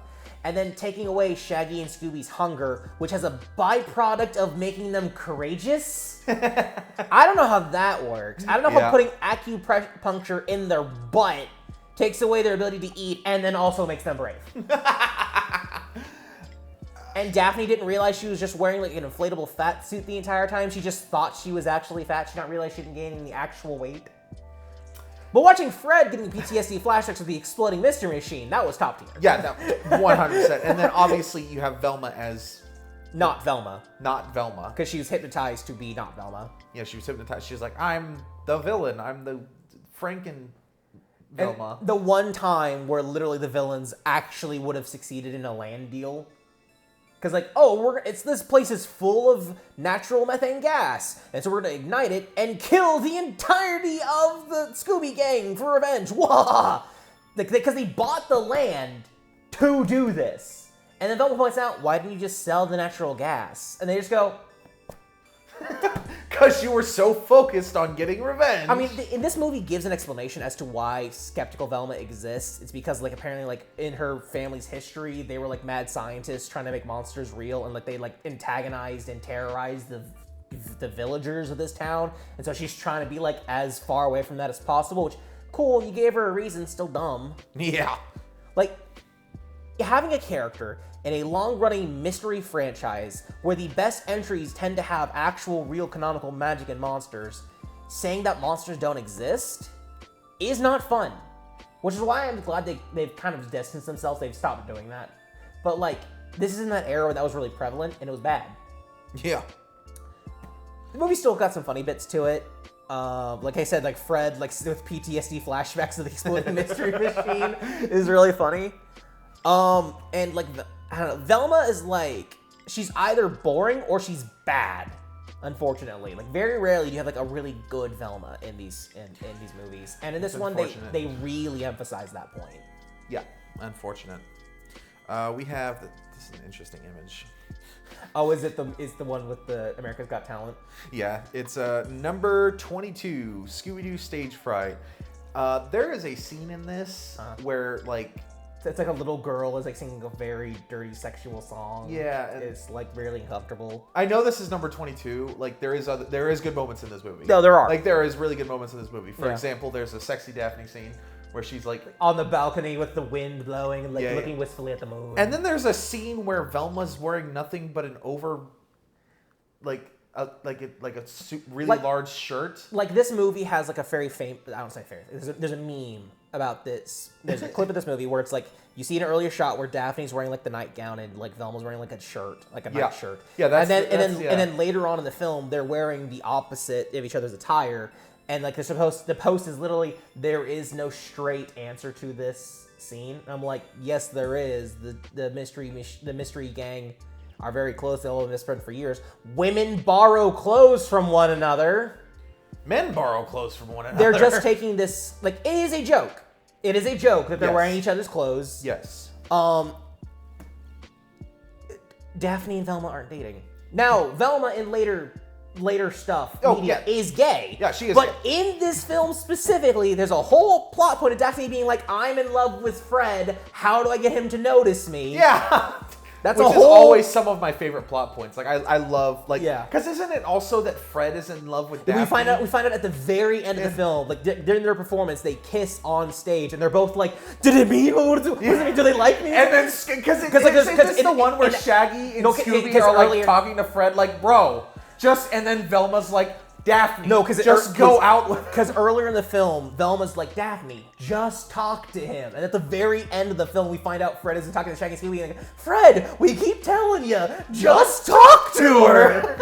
That's a really funny bit. It's one of the best jokes in the movie. Yes, absolutely. This movie does have a lot of quality stuff, and there's a lot of fun things about it. Like you find out it's the whole like rip on the Phantom of the Opera, but we found out that there's an actual Phantom of the Opera, and it turns out he's been in a mask the whole time and never realized like, oh, I can have a normal life again. It's like, well, if it wasn't you, then who's doing it? I don't know. Like, there's like 3 different people, I think, dressing up as the bad guy. I think is the twist in this one. Oh yeah, I don't remember the twist. All I remember and like is Daphne and Fred like are just doing the competition to have fun, but there's like a family who is like, yeah, if we don't win this competition, our farm's gonna die and we're gonna become destitute. But you do your best, guys. And Daphne and Fred are like, guys, it's super easy to solve these things. yeah, just win and give them the money. and give them the money. Like if you feel bad, you don't have to stop performing. Just win and give them the money. I mean, obviously, this has always been a weird thing that happens in shows where they're like, oh, if we don't win, then the people feel bad for doing their best. And I'm like, just win and give them the money. Because this way, you pay the taxes on the prize, and then you just give them the money, and they don't have to pay taxes on it. Exactly. It's a win-win situation. Yeah. If you don't care about the money, then don't go for the money. Just win You to can win. still, you can win the competition and just give them the money. It's fine. Yeah. Like, why did Yu-Gi-Oh do this properly, but nothing else in America has? Exactly. It's like, I'm not gonna go easy on you. Yeah, so it's another example. Like, there's been a number of times, which you didn't talk about, like in Music of the not Music Vampire, like the Australia one with like the vampire. The Scooby Gang can all play instruments and are a band. Yeah. So it's like this just canonical thing, and multiple different things of different continuities. They just play instruments and can sing. They just can. Yeah, guys. Yeah. Come on. And if they were gonna make any one of these a musical, why not the ones with actual music? Oh my goodness. So weird. Next up we have number 21, which I am sorry, Jello. Oh, Moon Monster Madness. Number 21, Moon Monster Madness. This is like in his top 3 best Scooby-Doo movies from his video a few years ago, ranking all of them. Like, we have films he didn't have in that one. Like, don't get me wrong, it had good moments. There was a lot of funny laughs in there. There's also some weird bits. It was just like, it was mid. It was fine. It was fine. Next. Wow. I feel like we should... I mean, just because we love Jello Apocalypse and Jello Apocalypse loves this movie doesn't mean that we have much more to say about it. No, it's like he really... I guess he just really liked a lot of like the atmosphere and like the premise of the film, where it's like... That's fair. It's like, what if Bioshock... There is a movie that we gave bias to due to the premise. Yeah. Like, what if Bioshock was... on the moon. Was an alien and all these things. It's like, that premise is pretty cool. The monster design is pretty interesting. It is. There's some pretty funny jokes, but like also there's some really weird jokes that like... That's the problem with Scooby-Doo in comedies in general, where it's like, if you don't find it funny, it's not. You're gonna have a rough time. Yeah, exactly. Like there's this one section where it's like Scooby and Shaggy are talking to this celebrity guy. I don't know who he was. Where he's like, how do you swallow fear? And he starts singing this really high-pitched song about how to swallow your fear. Fear is a word, a silly little word. And like, I guess it's supposed to be funny, but me and Codig didn't laugh once, and it keeps going. Yeah. So like, I didn't enjoy that bit. And there's another one where like Frank Welker, but like Fred is like, also Velma is being an ice queen to Daphne the entire film for no reason. Like, yeah, there's that one bit where like Daphne keeps like flapping her hair in Velma's face, and that was kind of rude. But that's like the only time Daphne actually does anything wrong. And Velma's just being mean the whole time. Why? Yeah, it's just has a lot of questionable elements in the film that I think drags it down. I was asking too many questions, and I think that's why it isn't higher on the list. Yeah. Next up, we are officially in the top 10 of the top 20. Top 20. The top 10 of this list, top 20. Number 20, Scooby-Doo and the Cyber Chase. We got the Mystery Gang going into video games, which this is a better representation of video games than the previous one. Mm-hmm. And it was older. Yeah. Which, again, really fun watching them going into the video games. This is badass, kick-ass Daphne. I'm gonna hit you with a fucking broomstick and you beat your ass. Well, no, what it specifically was, it was Fred decided to fight a samurai, and then he lost, and then Daphne picked up the rake, I think. It was a broom. No, it was a rake, because it was like in like a Zen garden kind of thing, where it was. Oh, yeah. And she fights a samurai and she wins. Like, that song, like, sticks in. It's one of the catchiest chase musics in the entire franchise. Like, literally, we were watching Scooby-Doo. Not even that movie. We were watching Scooby-Doo the other day, and while we were walking Nominee, that song just started popping in my head, and we both started singing it. Like the chorus is the only part you remember about that song, but it's so that's catchy. all you really need. It's super catchy. It's really catchy. Definitely deserves its place in the top 20. Of course, the villain's A lot of that is nostalgia. The villain's plan also makes no sense. Like, he's going to sabotage his own science project because the teacher liked the other guy's video game better than yours. Yeah. Why? Well, he was sabotaging the other guy's video game. Okay, so he used but the thing is, though, he was also like sabotaging like the laser project. No, he wasn't sabotaging the laser project. He used the laser project to suck somebody into that video game to make. No, he shot them into the game so they couldn't discover that he created the virus. Yes, that on his video game. Yes, but still, it's like that. No, the laser was just because he projects the virus literally into the real world. Yeah, that's just dumb. Why? Why? The soundtrack here is good. I do love watching the gang meet the old gang, like Shaggy meet Red Shirt Shaggy. Yeah. Like, that is so much fun. If you've seen the film theory that Matt Pat did on Scooby-Doo, it's like, it explains like the Red Shirt Shaggy films with the real monsters are like video game Shaggy. I don't like that theory. I understand the theory. Well, I think the theory's right because it's like supernatural is like, he uses that a lot. It's interesting. It's pretty cool. I don't like the theory, but I understand it. Yeah.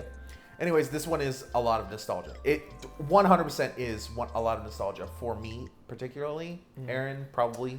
There's that one bit where like Shaggy feels the need to like voice to the audience what the audience has already figured out. Like, well, I've never seen Scooby act so brave.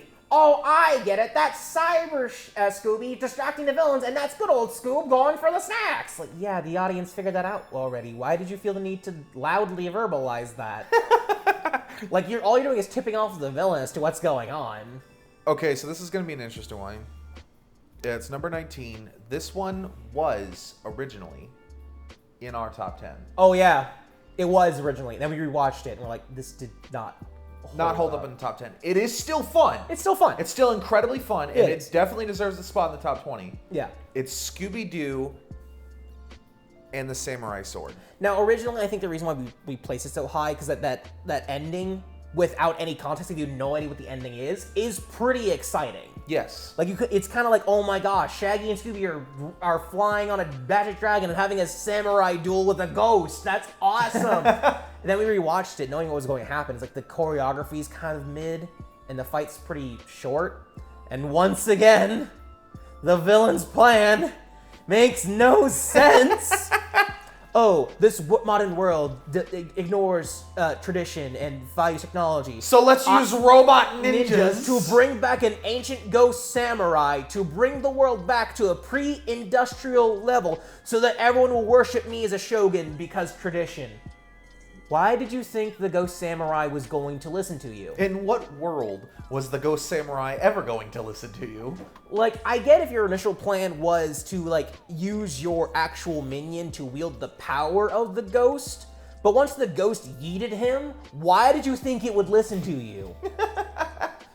Like, also, I'm sorry, why are you using why are you using robot ninjas when you are the head of a martial arts temple? You had actual people that you could have done this. It would have made more sense.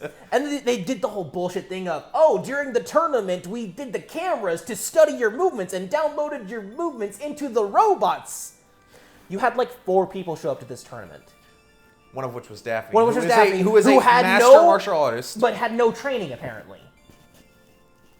Yeah. Which I'm fine with. Like, that's that Kim Possible totally spies energy I'm digging for Daphne. Yeah, exactly. But she has like one fight where literally she's like the girl takes the hair, like pulls the hair from Daphne, is like, in this dojo, victory is all that matters. It's, no. There are rules. Because at that point, you're not learning martial arts. Victory is all that matters. Pulls out gun.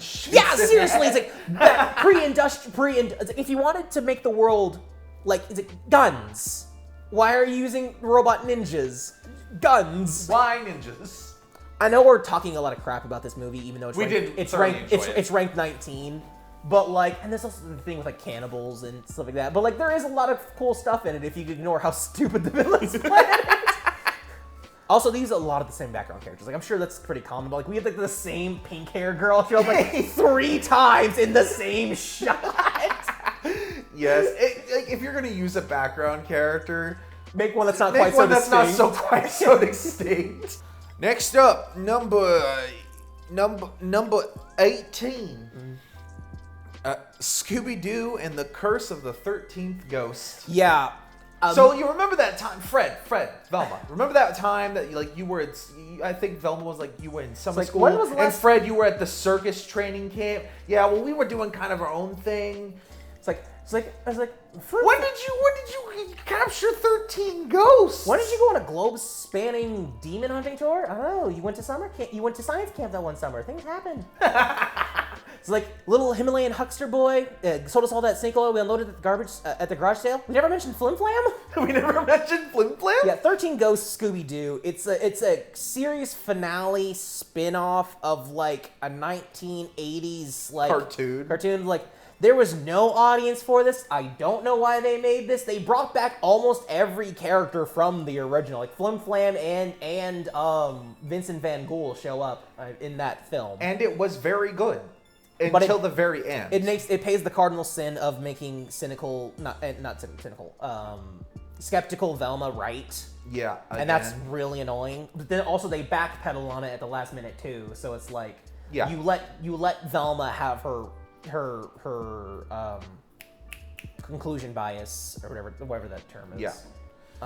It's weird. However, up until ignoring the ending, no, because Fred's whole thing is like, oh yeah, I went to cheerleading camp. Yeah, he went to cheerleading camp. And so at the end, when like Daphne, who's rocking an amazing outfit by the way, in this like that leather jacket, that's like top tier. The whole thing is like Fred has to be like do like a pyramid. The whole thing is like, we're gonna do this, gang. This whole thing, it's so funny. Oh yeah, that outfit. Yeah, it's great. Damn! Like, there's so much to like about this movie, even though it really has no reason to exist. Man, the art style is also beautiful. Yeah, the art style is really good. She's just using the magic orb. Yeah. Just like, guys, this movie is actually really good. Yeah. Like, it is definitely... This is actually one of the first movies I would actually recommend people watch. Yes. Like, so... And you don't need any context from the original series. You don't, because we never watched the original. We never watched it. I know about it because of Jello Apocalypse, but like... I knew about it just because I like Scooby-Doo. But like, we both love this movie. Yeah. And it definitely deserves its place in the top 20. Yeah. Like, this is the first I would consider unambiguously good movie. Exactly. Out of the list so far. We have number 17, which is, this one is 100% nostalgia for me. Mm-hmm. Like, number 17, Scooby-Doo in Where's My Mummy? Where's My Mummy? Another one where Velma's trying to kill everybody. Yeah. Velma killing everybody is just really popular, I guess. This is the one where it's Cleopatra and the mummy, and then no, it's not like, Cleopatra. It was Cleopatra. It was Cleopatra. It's Cleopatra. Yeah. It's like, okay, it's the mummy of Cleopatra, but Cleopatra is like Velma, right? Yeah, like Velma is posing as the ghost of Cleopatra to prevent a newly discovered archaeological site from being raided by treasure hunters. Yeah. And while this is going on, completely unconnected to the rest of the plot, a civil engineer stole the Nile River to create an underground society. And here's another crazy thing in this movie. If you have ever seen the 1990s Brendan Fraser The Mummy movie, The fucking Magi from that movie the Magi is in this movie, and it's not like oh, it's just the same. No, it is the character from The Mummy. He is in this movie, so proving that means that this movie is in the universe of The Mummy. Therefore, mummies have raided actual real-world London in the 1920s, meaning mummies actually exist in this universe. And so does Batman. And so does Batman. And since Ruby exists in the same universe as Batman, so does Ruby. And since Sonic, and since Archie Comics, dude, if you combine Archie Comics, there's a you web. can draw a fucking line. Oh my god. Like Mario is in the DC universe. It's weird, man. Shit's insane. I love it. This movie is really fun. Yeah. I didn't notice that as a kid. I did watch The Mummy as a kid. I didn't notice it. And then I heard his voice and I was like, that sounds very familiar. And he's a Magi. And I looked it up and I was like, it is the same character. It is the character. I apologize for Codig's pronunciation.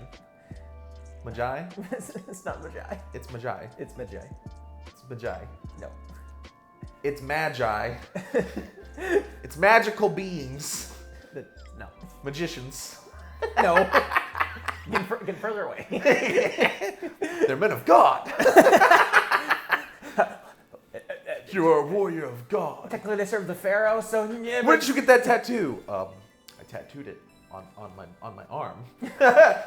That means you are a warrior of God. Fucking what? The movie's fun. I like the fact that it's like the people are dressing up. Because Velma knew she'd get away with it. Because she's fucking Velma. She's the one that always solves these things, so... The only reason she didn't get away with it was because her... Scooby happened to tackle her. Yeah. As you do. Yeah, exactly. That's how most people fail in these movies. Next one. This one, number 16. Scooby-Doo and the Gourmet Ghost. This movie has no right to be this high on the list. Yeah. Like, you hear a movie, a Scooby-Doo movie, with guest starring chef Bobby Flay, and you're just like, this movie's gonna be bad, which is exactly what we thought going into it. And then we watched the movie. Yeah. And the soundtrack for this movie. Single most atmospheric soundtrack. It is so good. We were like marveling at the soundtrack. Exactly. There was so much effort put into this film, and it didn't need it. The soundtrack, even the storytelling, and like this again, guest starring Bobby Flay. Yeah. Like, and it was good. Zoinks, you're celebrity gift chef Bobby Flay. And Fred, that's my uncle.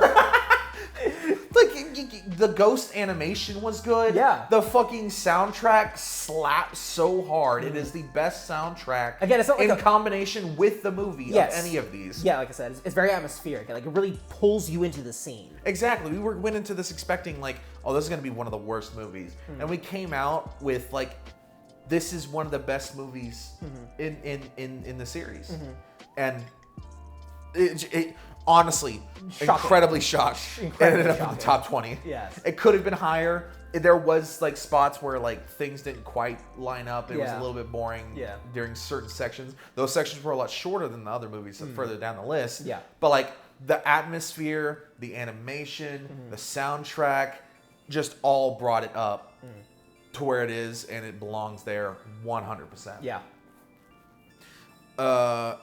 Moving on to number 15. We have another DC crossover, Scooby-Doo and Batman, the Brave and the Bold. Now, we love DC. We love Batman. Absolutely. Batman, Brave and the Bold. If you watched our Cartoon Network podcast, I'm not the biggest fan of Batman, the Brave and the Bold specifically. Which I am. But like a Mystery Inc. crossover with Batman, Martian Manhunter, Detective Chimp. Yeah. It's like these are the greatest detectives in DC Comics recognize Mystery Inc. as great detectives. That's crazy.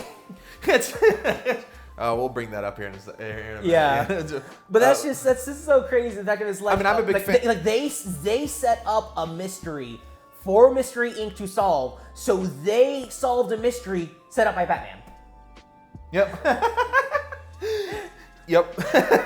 That's just crazy in its own right. Like, it has a lot of, like, obviously, if you like Batman, Yeah. and if you like Batman Brave and the Bold, Yeah. you're going to enjoy the movie. If you like Scooby-Doo and Batman, you're going to really enjoy the movie. Definitely. Has one of the more hype climaxes. Oh, absolutely. Where Insane. it's like Age of the Mystery Incorporated gang gets to put on a different Batman costume. Yes. It's so interesting. Oh, absolutely. It's a lot of fun being able to like see all these people, like just the fact that Mystery Inc. is in DC. Like I know we mentioned it a bunch in this video already, but like thinking about the logistics of that and the fact of it's another nail in the coffin is why is Velma so skeptical when Superman exists? What do you mean? You literally have an alien that can fly Have through walls. aliens! Bro. Martian Manhunter! You've met him and you don't believe aliens and ghosts and zombies. Solomon Grundy is a zombie! Literally, actually a zombie. Like, what the hell? You have seen in real life. Zombies don't exist. So it is funny that there are two DC Scooby-Doo crossover movies. And obviously there's another one that's higher on the list. But I think this one is... I think the thing that drags this one down a little bit is it's a much slower film than some of the other ones. Because like it really is trying to emphasize the mystery angle, and unfortunately it does have the sin, in my opinion, of too many characters. So they're trying to like share screen time. And Yeah, it's kind of an issue. That is one of the biggest problems with it. But other than that, freaking amazing Yes, movie. it's a very fun film. Next up, that was top 5 for this video. Number 14, Scooby-Doo Shaggy Showdown, which I am going to be completely honest with you. This one ranked higher than it normally would have, specifically Higher because, than it probably should have. Yeah, specifically because me and Aaron Yes. both have a love for Western movies. Yeah, I grew up, I was surrounded by like John Wayne. And, Exactly. Like Westerns always I love Westerns. Me and my father used to watch Westerns, Yeah. John Wayne, Yeah. McClintock, Magnificent Rio Seven. Bravo, Yeah. Magnificent Seven. Like, we would watch Westerns. I would watch Westerns with my father. Aaron would watch Westerns with his father. We love Westerns, hence why this movie ranked so high. Yeah. Westerns can be boring, like just because you make it a Western doesn't mean I'm automatically gonna like it. Yes. But like a Scooby-Doo movie in a Western. Yes.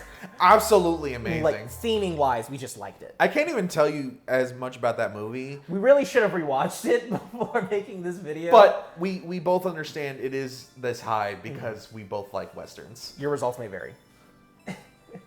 Number 13, the live-action Scooby-Doo movie, the first one. The first one, Spooky Island.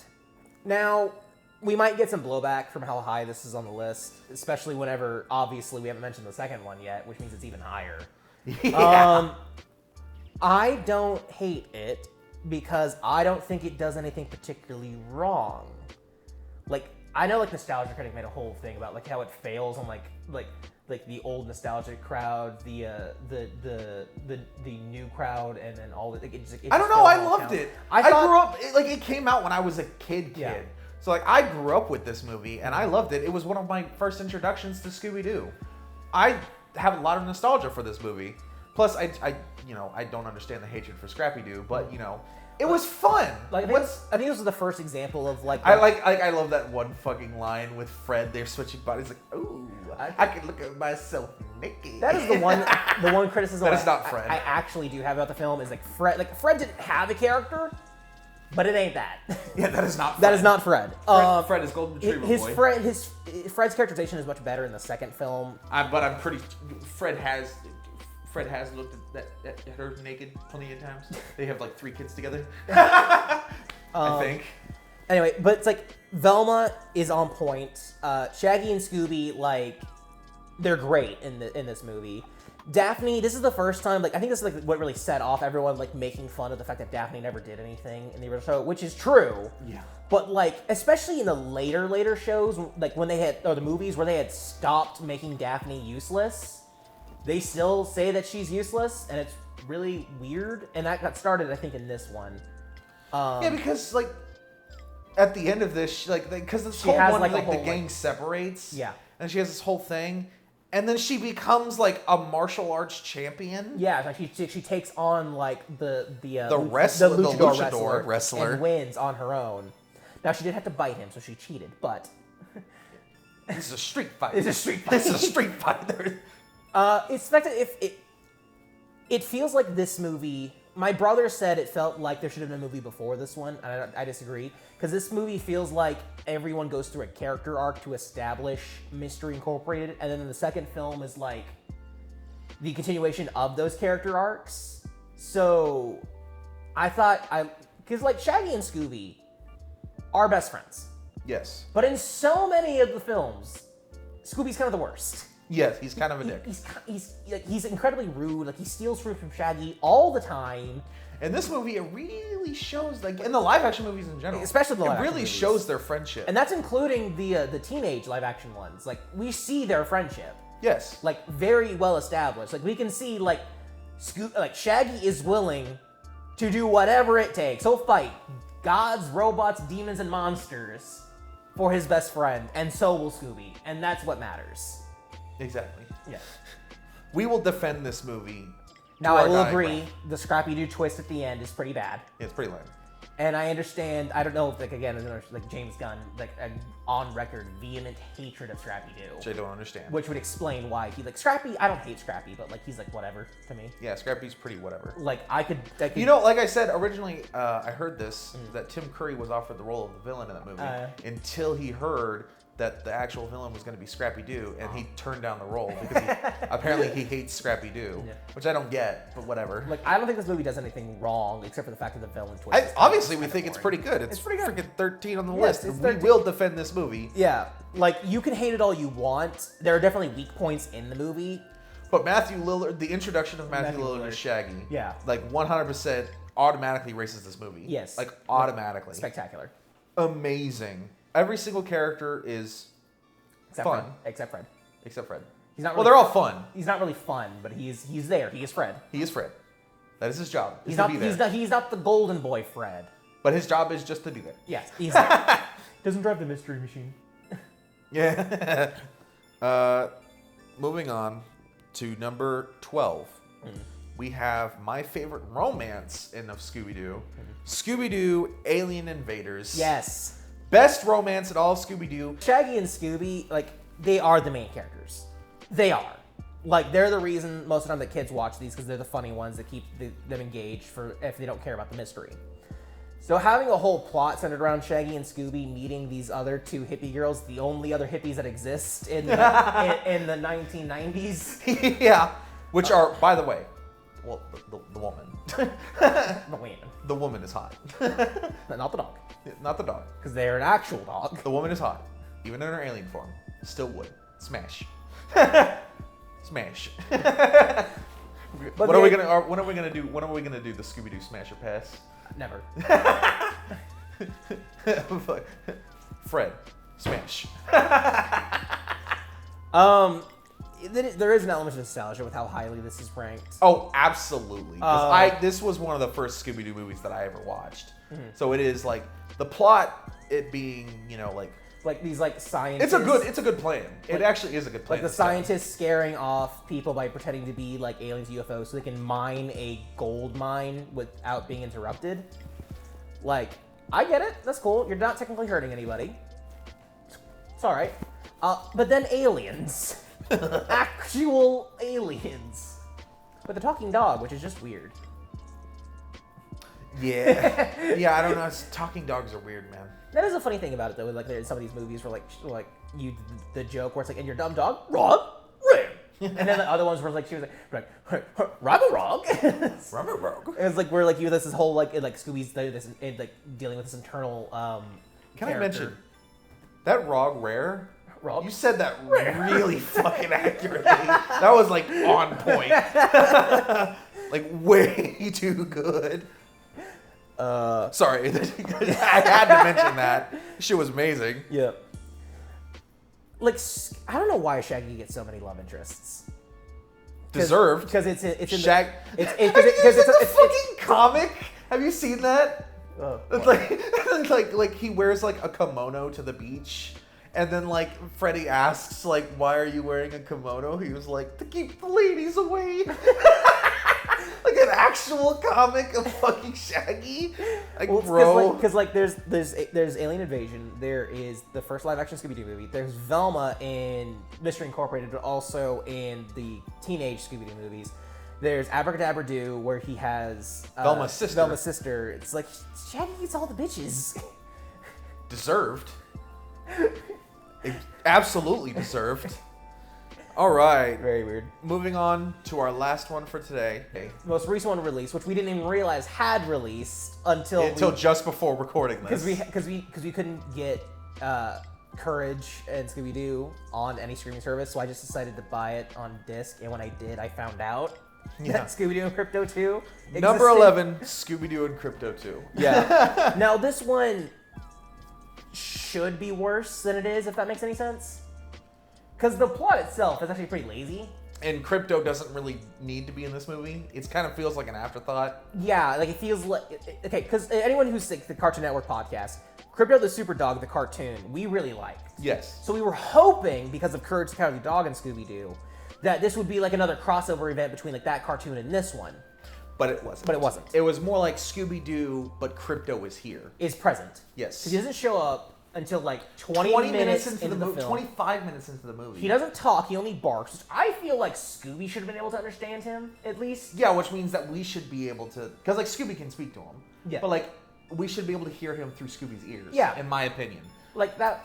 And then, like, you have, like, Joker, Harley Quinn... Which is Tara Strong! The General Zod, Ginormica, Solomon Grundy...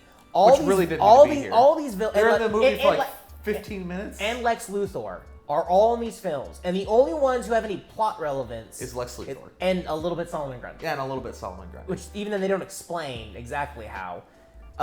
Because, like, the basic premise is the Justice League have vanished.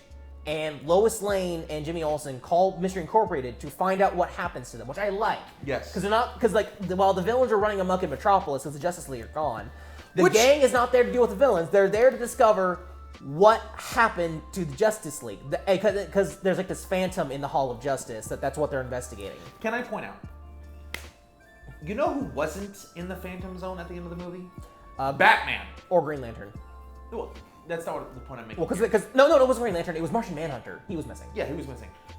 Batman wasn't in that, which means Batman was not in the Phantom Zone. Yes. Which means they called the Mystery Inc. over Batman. And Joker is in Metropolis. And causing Joker problems. is in Metropolis. So, like, where's Batman? The only explanation I can give is back to the reason why the Batman crossover movie was Batman Brave and the Bold, and that's been over for a decade at this point, more than probably. So they didn't want to like. There is a point in the movie that I do love where they got the belt and then it's like Fred's wearing the belt, the bat belt, and then Daphne's Fred, just like, you Fred, know Batman. We know Batman. Yeah.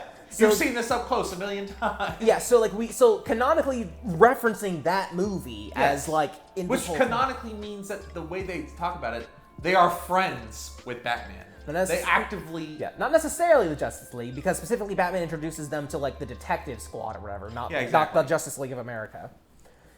Things that Crypto has a place in this film. He does. But they don't put him in that position. He shows up, activates the lockdown sequence, trapping Mystery Incorporated, Crypto, and Lex Luthor inside the Hall of Justice with the Phantoms. But Crypto has a place in this movie.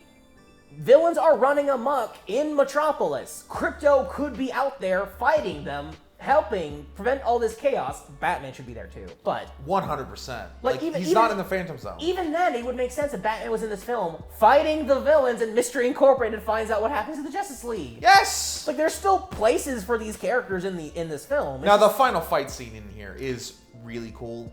You know, you got Daphne with all of Batman's the Batman gear, utility belt, the Bat utility belt, just being badass like Daphne Fred is. driving Wonder Woman's invisible tank. With the guy from earlier flying the invisible jet. Yeah, Velma taking over one of Luthor's mechs and using it to have like a Rock'em Sock'em robots with a Lex Luthor. Oh my goodness! And like Lex Luthor is pretty silly in this, and so are a lot of the other villains. But like they frame it really well. It's like, I know some people would be upset, like, whoa, General Zod, look at this, it's like, they're not crime fighters. They're not trying to stop the villains. They're trying to find the Justice League. So the Justice League can stop the villains. Exactly. They're not trying to fight actual bad guys. And as smart as Lex Luthor is, he is still just a person. Yes, exactly. So, like, it's fun.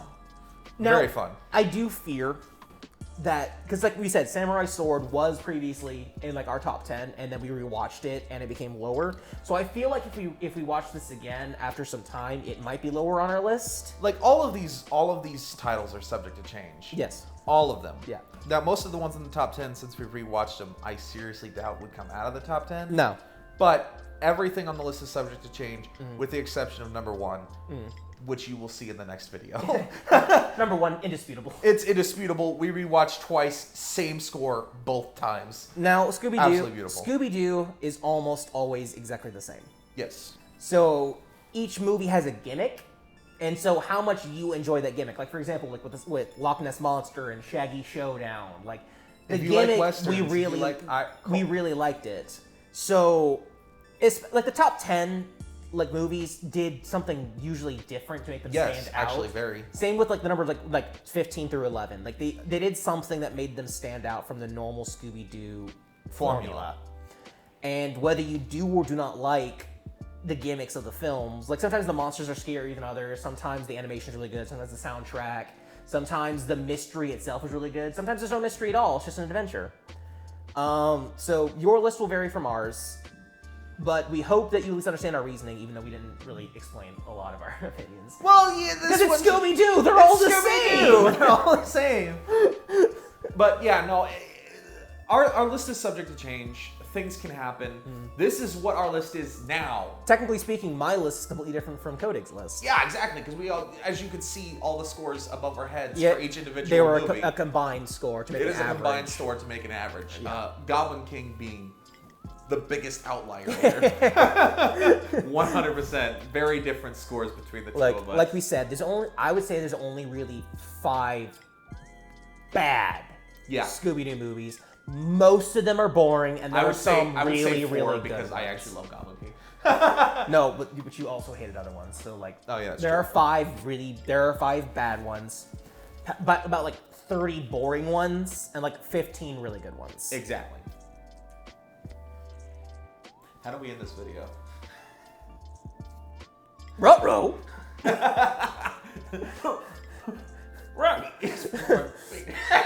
No, we need to make a giant sandwich, and then you need to like eat my half. Oh yeah, I need to eat. Like fucking, like fucking supernatural, like fucking. Oh, that's our timer. Bye. Bye.